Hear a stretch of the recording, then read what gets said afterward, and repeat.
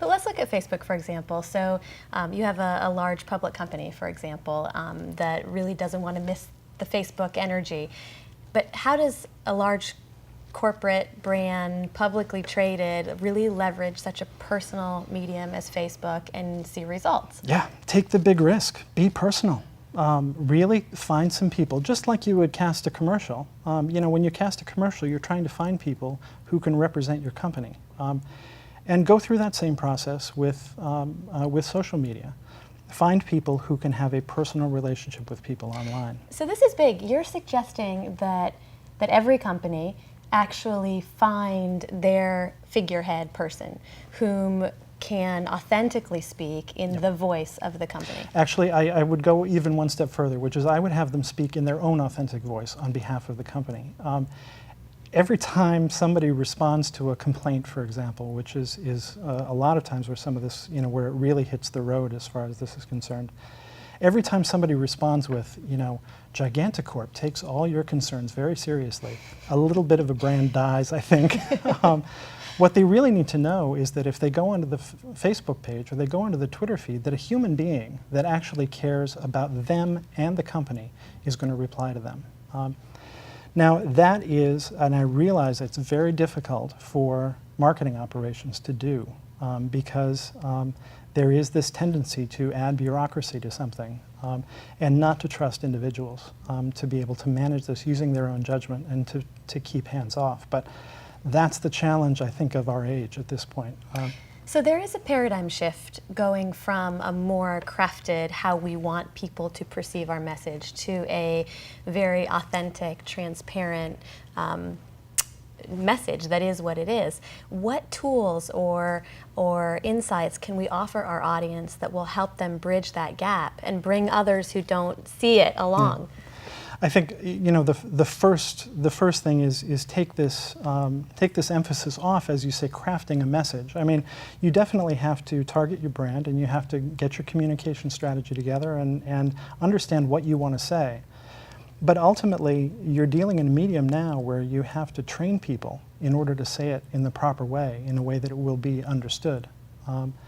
Because if you communicate in an improper way, then you can have the best message in the world, or even the most authentic message in the world, but if it's communicated in an inauthentic way, then it will just be completely lost. So I think there's almost, aside from the traditional marketing role, I think there's almost a training element in this, to say that you have to find the people at your company or at your agency or anyone who is surrounding your brand to be able to manage that communication in a very real way. So here's a question. Is social media for every brand? I don't think automatically.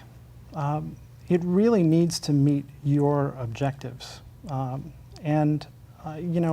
can look at almost any medium and say, is this right for us? Is spot television right for us? Is local radio right for us?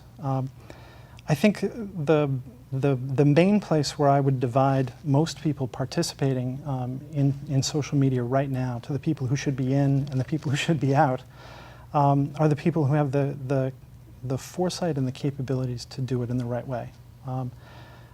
I think if you can't bring yourself or your organization to take a modern attitude about how you are going to communicate with people over this medium, you should stay out. Because you can actually do much more damage to yourself. Not only people not participating, but also you can actively hurt your brand by things not going correctly. So we have a lot of people watching right now who are nodding their heads as they're watching and agreeing and really believe all of these things. But if they were going to take a couple actions next week to implement, what would they do? What's the starting point? The starting point is make sure that you know what you want to say.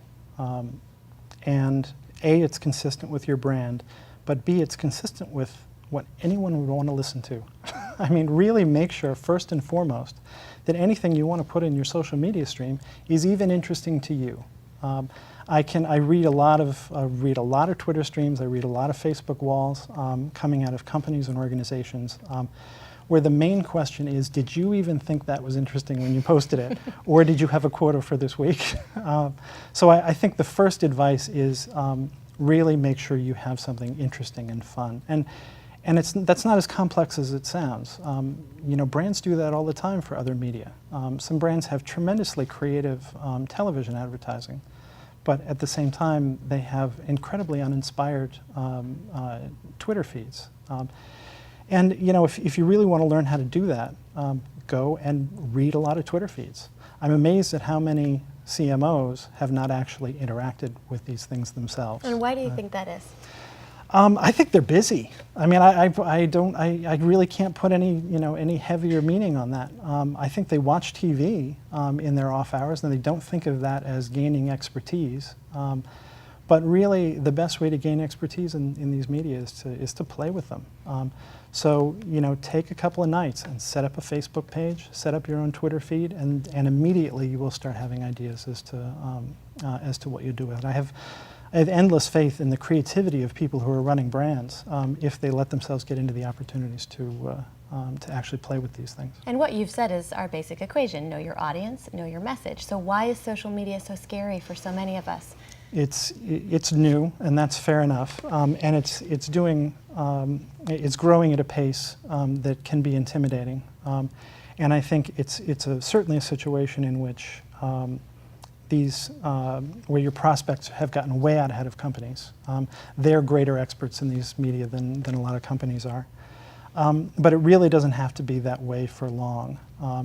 I really think that if companies take a good solid look at this and really find a way to do something fun and interesting with it, and then actually let people do something fun and interesting with it, then you can be a huge success in social media.